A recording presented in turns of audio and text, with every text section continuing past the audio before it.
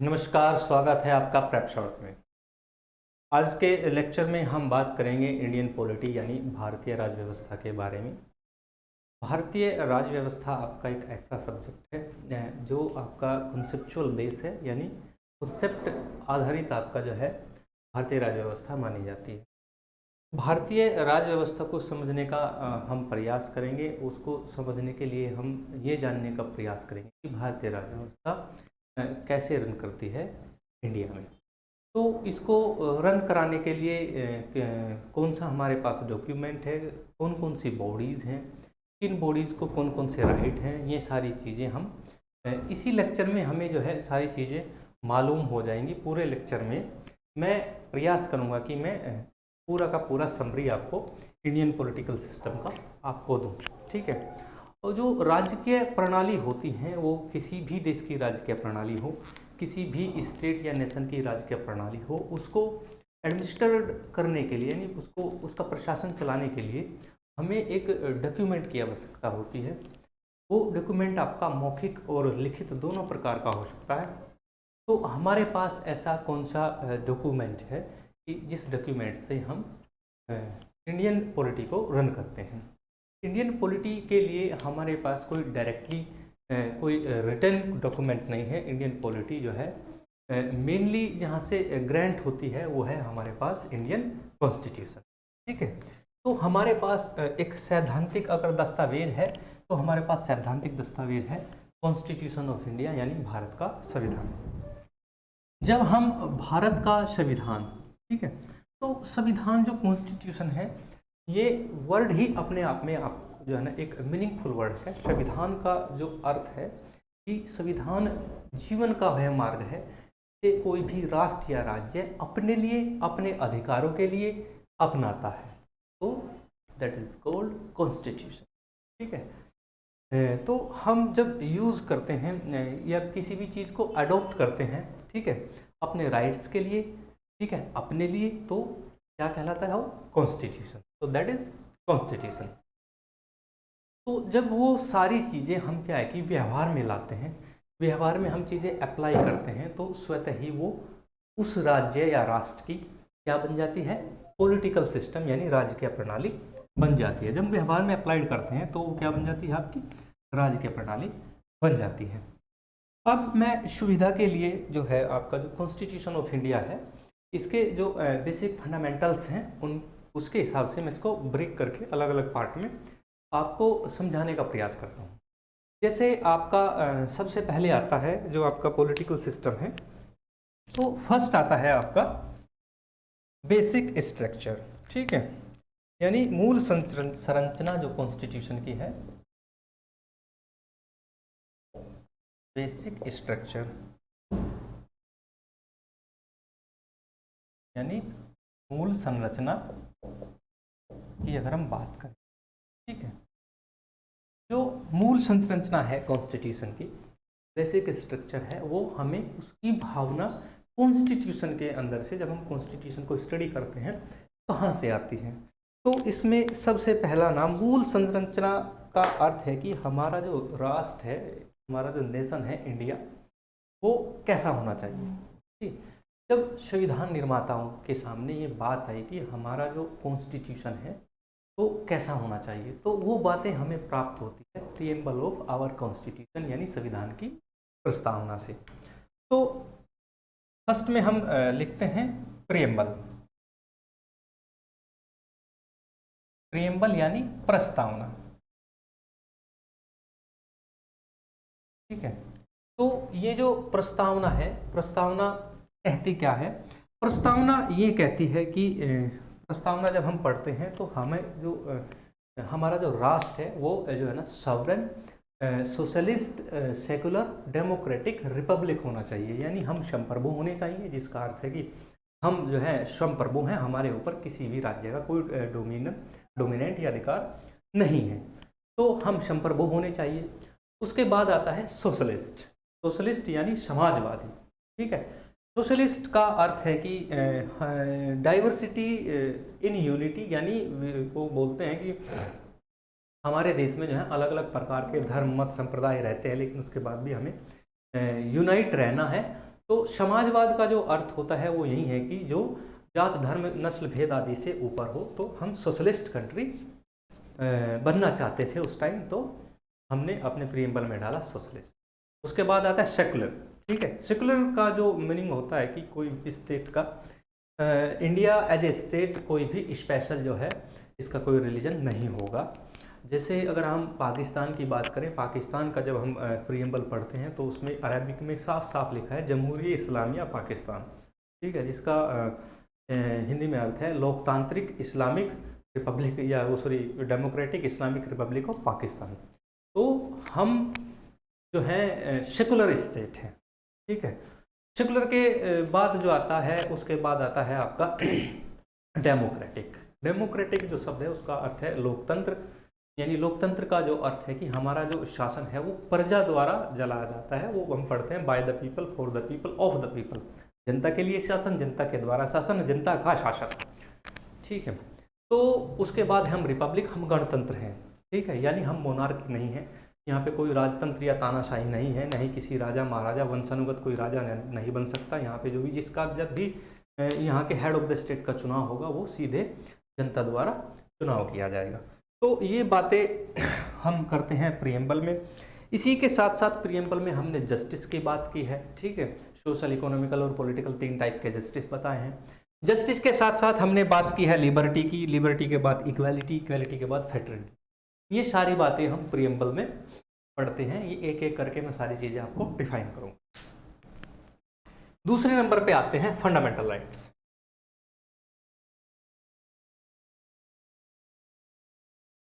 Fundamental rights, ठीक है, article 12 से लेकर 35 तक आपका फंडामेंटल राइट्स का संविधान जो है फंडामेंटल राइट्स हमें ग्रांट करता है। Fundamental rights actual citizen rights होते हैं, सिटीजन्स के वे राइट्स। ठीक है, जिनको कभी भी स्टेट हमसे छीन नहीं सकता। स्टेट माने कि गवर्नमेंट। ठीक है, तो राज्य हमसे कभी नहीं छीन सकता। ये हमारे सार्वभौमिक अधिकार हैं जो हमेशा हमारे साथ रहते हैं, और इनकी जो गारंटी है हमें खुद जो है हमारी जो जुडिशरी की सुपरमेसी है, सुप्रीम कोर्ट ऑफ इंडिया, वहाँ से हमें इनकी, उनका वो कस्टोडियन है, हमें गारंटी मिलती है फंडामेंटल राइट से। उसके बाद आपके चलते हैं तीसरे नंबर पे आते हैं आपके DPSP, directive principle for state policy. ठीक है, 36 to 51 आर्टिकल तक इनका जो है इनको ग्रांट करता है कॉन्स्टिट्यूशन डीपीएसपी को। देखो डीपीएसपी है क्या? डीपीएसपी एक्चुअली जो है ड्यूटीज होती हैं स्टेट। स्टेट क्या करता है कि पब्लिक वेलफेयर के लिए जो है ना डीपीएसपी में से कोई भी क्लाउज उठाएगा और उसको एनफोर्स कर सकता है कानून बनाकर। इनको कभी भी किसी भी कोर्ट में चुनौती नहीं दी जा सकती। जैसे डीपीएसपी कहता है कि राज्य में जो है मादक पदार्थ जो होते हैं वो बंद होने चाहिए। ठीक है, उसके आधार पर जो है बिहार स्टेट ने क्या किया कि अपने स्टेट में शराबबंदी कर दी। तो आप कोर्ट में जाकर अपने फंडामेंटल राइट का यूज़ करके, यानी आर्टिकल 19 का यूज़ करके शराबबंदी को नहीं हटवा सकते, क्योंकि वो डीपीएसपी का विषय है और स्टेट ने एनफोर्स कर दिया है आपके ऊपर और आपको मानना पड़ेगा। कोर्ट इसको नहीं लागू करा सकता है, नहीं इनका निलंबन कर सकता है डीपीएसपी का, यानी कोर्ट में चैलेंज नहीं हो सकते आपके डीपीएसपी। तो ये तो थे क्या थे, ये ड्यूटी है स्टेट के गवर्नमेंट की। ठीक है, तो स्टेट गवर्नमेंट क्या करती है, उनका कर्तव्य है। अब बात करते हैं हम नागरिकों के भी कुछ कर्तव्य होने चाहिए। तो नागरिकों के कर्तव्य के लिए फोर्थ आता है आपका फंडामेंटल ड्यूटीज। तो फोर्थ है आपका, 1 सेकेंड, फंडामेंटल ड्यूटीज।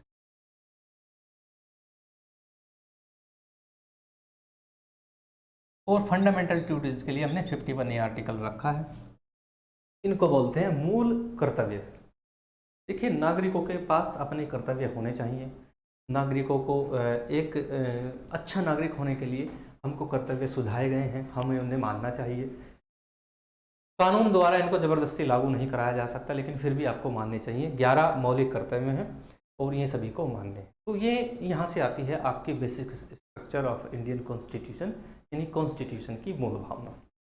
अब हम राजकीय प्रणाली की बात करते हैं कि ठीक है, जो इंडिया की जो राजकीय प्रणाली है वो कैसे गवर्न करती है। तो राजकीय प्रणाली की अगर हम बात करें पॉलिटिकल सिस्टम, सेकंड है आपका पॉलिटिकल सिस्टम। यहाँ ले लेते हैं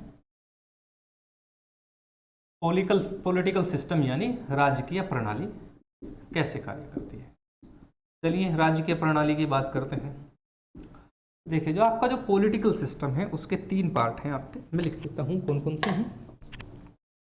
तो सबसे पहले फर्स्ट में आता है आपका एग्जीक्यूटिव,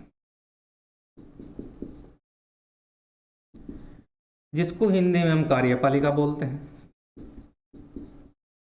ठीक है, राजकीय प्रणाली के लीड रोल में रहती है हमेशा एग्जीक्यूटिव। मुख्य भूमिका राजकीय प्रणाली की अगर किसी के पास है तो एग्जीक्यूटिव के पास है। एग्जीक्यूटिव है क्या? देखिए जो ये जो एग्जीक्यूटिव है आपका, इंडिया में हर प्रत्येक पोजीशन, रैंक या पद, ठीक है, जो गवर्नमेंट के लिए कार्य कर रहा है, ठीक है, गवर्नमेंट को चलाने का कार्य कर रहा है, तो वो एग्जीक्यूटिव का पार्ट माना जाता है। जैसे कोई क्लर्क है, कार्य कर रहा है, तो पार्ट ऑफ एग्जीक्यूटिव।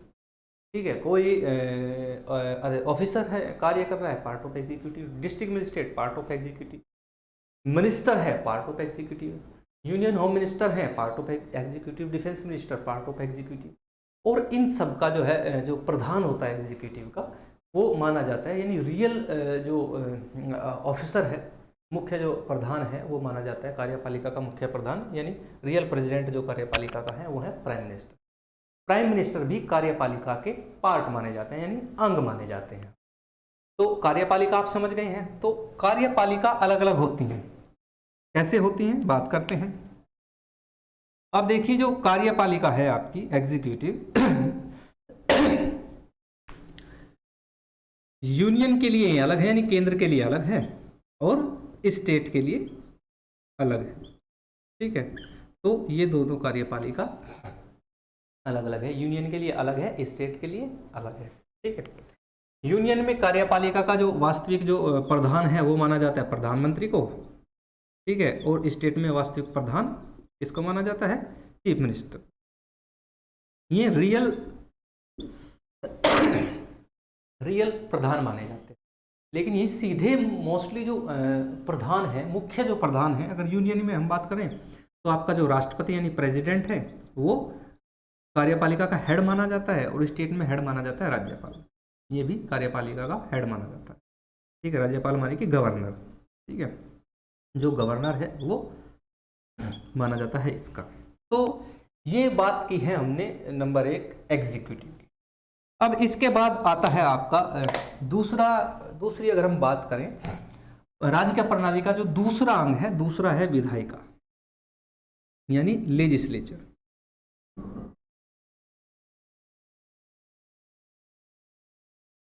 लेजिस्लेचर जो है आपका, इसको बोलते हैं हिंदी में विधायिका। ये भी जो ना राज्य प्रणाली में पावरफुल मानी जाती है विधायिका। ठीक है, विधायिका है क्या? विधायिका का काम है विधान तैयार करना, यानी कानून बनाना, यानी एक्ट एंड लॉ इसको बनाने हैं देश के लिए। ठीक है, देश की समस्याओं पर डिस्कस करना और उसके लिए कानून पारित करना मुख्य कार्य इसका होता है विधायिका। ठीक है, अब हम विधायिका की अगर बात करें तो विधायिका भी अलग अलग होती है। विधायिका कैसे होती हैं? ठीक है, विधायिका के जो हैं 3 चरण होते हैं आपके। ठीक है, तीसरा जो चरण है विधायिका का, पहला जो चरण है तो इसे ऐसे देखेंगे। पहला जो चरण है वो है यूनियन लेजिस्लेचर यानी केंद्रीय विधायिका। तो यूनियन की जो बात करें, यूनियन जो लेजिस्लेचर है इसको चलाने के लिए हमारे पास क्या है? हमारे पास है पार्लियामेंट यानी संसद। तो हमारे पास है पार्लियामेंट। ठीक है, पार्लियामेंट जो है आपकी, इसके भी 3 अंग हैं। पहला अंग है सबसे बड़ा जो ऑफिस है पार्लियामेंट का, यानी फाइनल अथॉरिटी है राष्ट्रपति, यानी जिसको हम प्रेसिडेंट बोलते हैं। उससे छोटी अथॉरिटी मानी जाती है अपर हाउस यानी राज्यसभा। ठीक है, राज्यसभा क्या है? पार्लियामेंट का अपर हाउस यानी उच्च सदन है। ठीक है, और सबसे पहला और सबसे छोटा जो अंग है वो है लोकसभा, जिसको हम निम्न सदन कहते हैं। तो ऐसे क्या चलती है आपकी यूनियन लेजिस्लेचर। तो इनका जो है ना लेजिस्लेशन तैयार करना है, यानी कानून बनाना है विधायिका का मुख्य कार्य। ठीक है, कानून बनाते हैं। सबसे पहले कानून लोकसभा जाता है, फिर राज्यसभा और फाइनल प्रेसिडेंट जब इसको साइन कर देता है तो स्वतः ही कानून बन जाता है। सेकंड अगर हम बात करते हैं, हम स्टेट के लिए, ठीक है। स्टेट की अगर हम बात करें तो जो स्टेट है आपका, स्टेट में जो विधायिका होती है वो होती है असेंबली यानी विधानसभा, जिसको हम विधानसभा बोलते हैं, ठीक है। तो इसका भी जो है मुख्य कार्य विधान तैयार करना होता है, ठीक है। अब जो ये विधानसभा है ये राज्यों के लिए विधान तैयार करती है, ये राज्यों के लिए लेजिस्लेशन लेकर आती है, लेजिस्लेशन लाती है विधानसभा, ठीक है। और ये स्टेट के प्रति उत्तरदायी है, राज्य के प्रति उत्तरदायी मानी जाती है। तो ये मैंने विधायिका आपको समझा दिया है। अब इसको ऐसे समझते हैं, देखिए अब जैसे प्रधानमंत्री हैं, प्रधानमंत्री किसका अंग है? कार्यपालिका का अंग है। क्या वो विधायिका का अंग है? हाँ है। कैसे हैं? प्राइम मिनिस्टर जब as a member of parliament में स्पीच करते हैं या पार्लियामेंट के लिए कार्य करते हैं as a member of parliament, तब वो किसका अंग है? विधायिका का अंग है, ठीक है। लेकिन वो जब पीएमओ पहुंच जाते हैं, प्राइम मिनिस्टर ऑफिस पहुंच जाते हैं, एज ए प्राइम मिनिस्टर देश के लिए कार्य कर रहे हैं, तब वो किसका अंग है? विधायिका का अंग है, गवर्नमेंट का अंग है, सरकार का अंग है, ठीक है। लेकिन जैसे ही वो as a member of parliament खड़े होते हैं तब वो विधायिका का अंग है। यानी विधायिका का कोई भी व्यक्ति कार्यपालिका के लिए कार्य कर सकता है, ठीक है। तो इन दोनों में क्या है कि आपसी सहसंबंध है, विधायिका और कार्यपालिका में। लेकिन अगर हम बात जुडिशियरी की करें, थर्ड आता है राजकीय प्रणाली का तीसरा जो अंग है वो है जुडिशियरी, ठीक है। तो हम बात करते हैं जुडिशियरी की, ठीक है। तो जो जुडिशियरी है आपका, थर्ड है जुडिशियरी, यहां ले लेते हैं जुडिशियरी को, इसको बोलते हैं न्यायपालिका,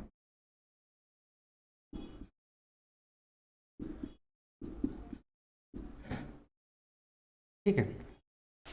देखिए जो ये न्यायपालिका है इसका जो मुख्य कार्य है, कार्यपालिका और विधायिका के कार्यों को पर कंट्रोल रखना। कैसे कंट्रोल रखना? ये तय करना कि ये दोनों कार्य संविधान के अनुसार कर रही हैं या नहीं, यानी संविधान सम्मत कार्य according to the constitutional work ये कर रहे हैं या नहीं कर रहे हैं, तो ये इनको चेक करने का कार्य न्यायपालिका, ठीक है। अगर विधायिका कोई कानून बनाती है तो वो जो है कानून कहाँ जाता है? सुप्रीम कोर्ट के पास, जो न्यायपालिका की सबसे बड़ी सर्वोच्च संस्था है। तो कहाँ जाता है? Supreme court. और सुप्रीम कोर्ट कानून में ये चेक करता है कि ये जो है कानून संविधान सम्मत है या नहीं है। ये कार्य किसका होता है? सुप्रीम कोर्ट, ठीक है। तो सबसे बड़ी जो बॉडी है इसकी सुप्रीम कोर्ट है। फिर इसके अंडर आते हैं हाई कोर्ट। हाई कोर्ट जो है एक स्टेट या एक से अधिक स्टेट के लिए होते हैं, इनका अपना जुरिडिक्शन एरिया होता है, ठीक है। और फिर सबसे जो छोटी इकाई जो होती है वो आपके जो नीचे वाले जो कोर्ट होते हैं आपके, जिनको हम अधीनस्थ न्यायालय बोलते हैं, जो सबऑर्डिनेट कोर्ट होते हैं जिनको हम डिस्ट्रिक्ट कोर्ट वगैरह, ट्रायल कोर्ट, ठीक है, ये सब बोलते हैं। ये अभी क्या होते हैं आपके, ये सबसे छोटी इकाई होती है। अगर आपको जस्टिस के लिए कहीं अप्लाई करना है, आपको जस्टिस चाहिए, न्याय चाहिए, तो सबसे पहले आप कैसे करते हैं कि सबसे पहले यहाँ अप्लाई करते हैं। यहाँ पे आप जो है संतुष्ट नहीं है, सेटिस्फाइड नहीं है, तो तब आप हाई कोर्ट जा सकते हैं, फिर आप सुप्रीम कोर्ट जा। ये फाइनल अथॉरिटी होती है, ये कानून आपको, इनका जो वर्डिक्ट है, इनका जो वर्डिक्ट दिया जाएगा वो आपको मानना ही होगा, ठीक है। तो ये हमारी न्यायिक व्यवस्था है और ये बिल्कुल जो है आपकी इंडिपेंडेंट होती है, इसका इन दोनों से कोई संबंध नहीं होता है, तो ये इंडिपेंडेंट होती है, ये आपको ध्यान रखना। तो आगे हम लेक्चर्स जब करेंगे तो आगे ये भी चीज़ें हम जानने का प्रयास करेंगे, सुप्रीम कोर्ट के कार्य और कैसे सुप्रीम कोर्ट कार्य करता है, सारी चीज़ें हम इसमें जानने का प्रयास करेंगे। अब न्यायिक व्यवस्था को चलाने के लिए हमें क्या ना, हमें कुछ बॉडीज़ की ज़रूरत पड़ती है। जो बॉडीज़ होती हैं कार्य करती हैं कि पूरा जो एडमिनिस्ट्रेशन है इसको चलाने के लिए हमें बहुत सारी बॉडीज़ की ज़रूरत पड़ती है। तो अब हम बात करते हैं बॉडीज़ की, ठीक है। तो नेक्स्ट चलते हैं बॉडीज़ यानी संस्थाएं। अब जो संस्थाएं हैं आपकी, कुछ संस्थाएं तो ऐसी हैं जिनको कॉन्स्टिट्यूशन में संविधान निर्माताओं ने पहले ही डिफाइन कर दिया था कि ये संस्थाएं रहेंगी, तो वो संस्थाएं आपकी कैसी कहलाती हैं? संवैधानिक संस्थाएं यानी कॉन्स्टिट्यूशनल बॉडी। ठीक है, तो मैं इसके दो पार्ट कर लेता हूं। तो ये आ गया आपका कॉन्स्टिट्यूशनल बॉडी, संवैधानिक संस्थाएं। तो जो कॉन्स्टिट्यूशनल बॉडी हैं आपकी वो वे संस्थाएं जिनको संविधान में डिफाइन किया गया है, संविधान में जिक्र किया गया है कि ये चीज होगी तो वो होगी। वो कैसी होगी? संवैधानिक संस्था होगी। जैसे आर्टिकल 76 क्या कहता है कि भारत में एक अटॉर्नी जनरल ऑफ इंडिया होगा, यानी भारत का एक महान्यायवादी होगा। तो 76 क्या कहता है? भारत में एक अटॉर्नी जनरल होगा। तो अटॉर्नी जनरल ऑफ इंडिया क्या है कि संवैधानिक पोस्ट है और इसका ऑफिस संवैधानिक ऑफिस है। ठीक है, तो ऐसे ही अगर हम बात करें आर्टिकल 148 क्या कहता है? आर्टिकल 148 कहता है कि भारत में controller editor general of India होगा, यानी कैग होगा। तो कैग कैसी बॉडी हुई? कैग आपकी बॉडी हुई। ठीक है, अगर हम बात करें कि ये कहा जाए कि भाई जो आपका फाइनेंस कमीशन है, यानी आर्टिकल 280 वित्त आयोग के गठन की बात करता है, तो आपका जो फाइनेंस कमीशन है वो क्या होगा? वो आपका संवैधानिक संस्था होगी। इसी तरह सारे ले लेते हैं, जैसे आपका 315 हुआ। 315 क्या कहता है कि भारत में लोक सेवा आयोग होगा, तो यूपीएससी संवैधानिक संस्था हुई। इसी तरह 324 ले लेते हैं, election commission of India ECI हो गया। इसी तरह हम 124 ले लेते हैं, 124 सुप्रीम कोर्ट हो गया। इसी तरह हम हाई कोर्ट ले लेते हैं, हाई कोर्ट के लिए 214 आर्टिकल हो गया। तो ऐसे ही बहुत सारी संस्थाएं हैं। जब हम जो है ना संक्षेप, ये तो मैंने संक्षेप में बता रहा हूँ, लेकिन जब हम जो है ना पूर्ण रूप से इसको पढ़ाएंगे तो एक एक संस्थाएं और उनके कार्य और उनके वर्क हम बताएंगे आपको। ठीक है, तो यहीं से समझ जाइए जिन संस्थाओं का कॉन्स्टिट्यूशन में जिक्र है या कॉन्स्टिट्यूशन में ये बताया गया है, जिसको डिफाइन किया गया है, वो संस्था आपकी संवैधानिक संस्था यानी कॉन्स्टिट्यूशनल बॉडी हो। अब फिर उसके बाद आती है नॉन कॉन्स्टिट्यूशनल बॉडी। ठीक है, जो नॉन कॉन्स्टिट्यूशनल बॉडी हैं इनको हम ऐसे समझने का प्रयास करेंगे। ठीक है, नॉन कॉन्स्टिट्यूशनल, इसको अब ध्यान दें। नॉन कॉन्स्टिट्यूशनल जिन संस्थाओं का संविधान में जिक्र नहीं है, ठीक है, उन संस्थाओं को हम नॉन कॉन्स्टिट्यूशनल बॉडी कहते हैं। नॉन कॉन्स्टिट्यूशनल बॉडी भी दो प्रकार की होती है। देखिए, ये तो हमें क्लियर है कि जिन संस्थाओं का संविधान में जिक्र नहीं है वो नॉन कॉन्स्टिट्यूशनल है, लेकिन ये भी दो टाइप की होती हैं। कौन कौन सी होती हैं ये यहाँ पे समझने का प्रयास करें। इसको भी मैं दो टाइप से बताता हूँ। एक तो है स्टैच्यूटरी बॉडी, स्टैच्यूटरी बॉडी। ठीक है, स्टैच्यूटरी बॉडी क्या होती है आपकी? स्टैच्यूटरी बॉडी वैधानिक संस्थाएं, यानी जिन संस्थाओं का कॉन्स्टिट्यूशन में जिक्र नहीं है, यानी और फिर भी हमें जो है ना कुछ संस्थाओं की रिक्वायरमेंट है कंट्री को रन करने के लिए, तो हम क्या करते हैं कि कुछ संस्थाओं का निर्माण, ठीक है, अपनी जो विधायिका है ये पार्लियामेंट में जो है कानून पास करा के हम कर लेते हैं। उस संस्था को हम क्या कहते हैं? वैधानिक संस्थाएं बोलते हैं। बाकायदा जिनका कानून में उल्लेख है, हमने कोई एक्ट को पारित किया है। जैसे मैं बात करता हूं, हमने पारित किया एनजीटी एक्ट 2010 में हमने एक एक्ट पारित किया था, एनजीटी एक्ट 2010। तो इसके थ्रू एक संस्था बनी जिसका नाम था नेशनल ग्रीन ट्रिब्यूनल। अगर आपसे पूछा जाए कि नेशनल ग्रीन ट्रिब्यूनल कैसी बॉडी है, तो आपकी स्टैच्यूटरी यानी वैधानिक बॉडी है, राइट।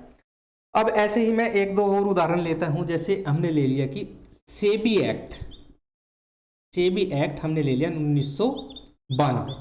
ठीक है, तो सेबी एक्ट 1992 के तहत हमने एक संस्था को डेवलप किया जिसका नाम था सेबी, SEBI। तो सेबी आपकी कैसी बॉडी है? वैधानिक बॉडी है, यानी स्टैच्यूटरी बॉडी आपकी सेबी कहलाती है। तो इस टाइप की जो संस्थाएं हैं वो आपकी कैसी बॉडी कहलाएंगी?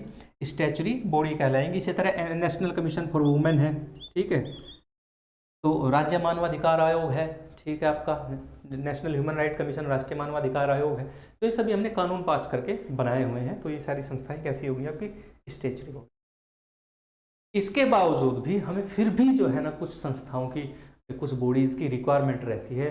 नहीं तो वो हमारे पास जो है कॉन्स्टिट्यूशन में हमें डिफाइन की गई है, नहीं हमने कानून बनाकर उनको पास किया गया है, लेकिन फिर भी वो संस्था है और कार्य कर रही है। तो वो संस्था कैसी संस्था होगी? तो तो उन संस्थाओं को हम कहते हैं extra constitutional body. Extra constitutional body यानी हिंदी में इनको बोलते हैं संविधानेतर संस्था। ठीक है, संविधानेतर संस्था होती है। ठीक है, जो आपकी संविधानेतर संस्था है वो नहीं तो आपकी इधर ये जो है कॉन्स्टिट्यूशनल बॉडी है, नहीं तो संविधान में उनका जिक्र है, नहीं हमने कानून पास करके बनाया हुआ है, लेकिन फिर भी वो संस्था कार्य करेगी। तो जैसे अब मैं लेता हूँ नीति आयोग, अब मैंने ले लिया है नीति आयोग। ठीक है, तो नीति आयोग कैसी संस्था है आपकी? तो नीति आयोग आपकी संविधानेतर संस्था है। नीति आयोग है, कार्य कर रही है। प्राइम मिनिस्टर ऑफिस है, प्राइम मिनिस्टर ऑफिस कहीं कोई जिक्र नहीं है, लेकिन कार्य है, संस्था है, कार्य कर रहा है। तो प्राइम मिनिस्टर ऑफिस कैसी संस्था हुई, कैसी बॉडी हुई आपकी? संविधानेतर संस्था पूछा जा सकता है। इसी तरह चीफ मिनिस्टर ऑफिस है डिस्ट्रिक्ट का, स्टेट का, तो कैसी संस्था है आपका? आपका संविधानेतर यानी एक्स्ट्रा कॉन्स्टिट्यूशनल है। इसी तरह रीजनल काउंसिल बनाई जाती है। ठीक है, जो रीजनल काउंसिल हैं वो बनाई जाती हैं, जिनको हम क्षेत्रीय परिषदें कहते हैं। तो वो कैसी संस्थाएं हैं आपकी? वो संविधानेतर संस्थाएं हैं। इसी तरह आपका जो है नॉर्थ ईस्ट रीजनल काउंसिल है आपकी, पूर्वोत्तर परिषदें होती हैं, वो भी आपकी एक्स्ट्रा कॉन्स्टिट्यूशनल यानी संविधानेतर संस्थाएं होती हैं। तो ये पूरा जो पॉलिटी है आपका आगे इसी पूरे चार्ट पे आपका जो है रन करेगा। ठीक है, ये आपको ध्यान रखना है। अगर हम बातें करें, मैं फिर बता देता हूँ दोबारा, जो आपका इंडियन पॉलिटी है। ठीक है, इंडियन पॉलिटी को चलाने के लिए हमारे पास एक डॉक्यूमेंट होना चाहिए, जिसका सैद्धांतिक दस्तावेज जिसको हम बोलेंगे। तो हमारे पास है कॉन्स्टिट्यूशन ऑफ इंडिया। जब इस चीज़ को हम अप्लाई करते हैं तो क्या हमारा राजकीय प्रणाली बन जाती है। राजकीय प्रणाली के लिए अलग से कोई बुक नहीं है हमारे पास, यानी अलग से कोई हमारे पास डॉक्यूमेंट नहीं है। हम कॉन्स्टिट्यूशन से ही अपने देश का जो पॉलिटिकल सिस्टम है उसको रन करते हैं। मैंने आपको मूल संरचना की बात की है, इसमें प्रीएम्बल आता है, फंडामेंटल राइट्स आते हैं, डीपीएसपी आते हैं, फंडामेंटल ड्यूटीज आते हैं। इसी तरह अगर राजकीय प्रणाली की बात करें तो राजकीय प्रणाली में के जो है 3 पार्ट होते हैं, कार्यपालिका यानी एग्जीक्यूटिव, लेजिस्लेचर और आपका जुडिशियरी। एग्जीक्यूटिव, यूनियन की एग्जीक्यूटिव अलग होती है, स्टेट की एग्जीक्यूटिव अलग होती है। ठीक है, स्टेट में ही एक और एग्जीक्यूटिव होती है जिसको लोकल बॉडीज कहते हैं। ठीक है, तो लोकल बॉडीज आपको ध्यान रखना है। तीसरा एक और अंग होता है जिसका नाम है लोकल बॉडीज, वो मैंने इसमें नहीं बताया, अलग से मैं आपको बता दूंगा। तो राज्य के जो प्रणाली है, कार्यपालिका जो है ना, वो ना 3 स्तर पर चलती है, एक केंद्रीय स्तर पर, एक राज्य स्तर पर और एक जो है आपका स्थानीय स्तर पर, जिसमें ग्राम पंचायत आपका उसके 3 स्तर होते हैं। आपका ग्राम पंचायत होता है, ब्लॉक स्तर होता है और जिला स्तर होता है, डिस्ट्रिक्ट लेवल इसको बोलते हैं। ऐसे ही विधायिका के भी फिर 3 ही हो जाएंगे। केंद्र के लिए हमारे पास पार्लियामेंट है, स्टेट के लिए हमारे पास असेंबली है, वहीं गांव के लिए, ग्राम पंचायत के लिए ग्राम पंचायत है, और उसके लिए जो है ये तीसरा स्तर माना जाता है। ये आपको ध्यान रखना है। ग्राम पंचायत अपने लिए, ग्राम के लिए कानून बना सकती है और उनको टैक्स इम्पोज कर सकती है, सारे अधिकार ग्राम पंचायत को होते हैं। ठीक है, तो ये बातें की मैंने पॉलिटिकल सिस्टम की, जिसके 3 अंग बताए हैं। फिर मैंने इनको चलाने के लिए बॉडीज बताए। कॉन्स्टिट्यूशनल बॉडीज हैं, नॉन कॉन्स्टिट्यूशनल बॉडीज हैं। कॉन्स्टिट्यूशनल बॉडीज मैंने बता दी, नॉन कॉन्स्टिट्यूशनल भी 2 टाइप की होती हैं। एक स्टेचुरी होती है जिनको हम वैधानिक संस्थाएं बनते हैं, जिनको हम कानून बनाकर पास करते हैं, और दूसरी आपकी एक्स्ट्रा कॉन्स्टिट्यूशनल, जिनको हम नहीं तो संविधान में जिक्र होता है और नहीं हम कानून बनाकर पास करते हैं। तो ये पूरे ग्राफ पे ही आपका पूरा पॉलिटी जो है रन करेगा। आगे के जो लेक्चर्स हैं इसी के अनुसार मैं एक एक करके एक एक चीज़ को डिफाइन करूँगा। आज के लिए इतना ही, धन्यवाद।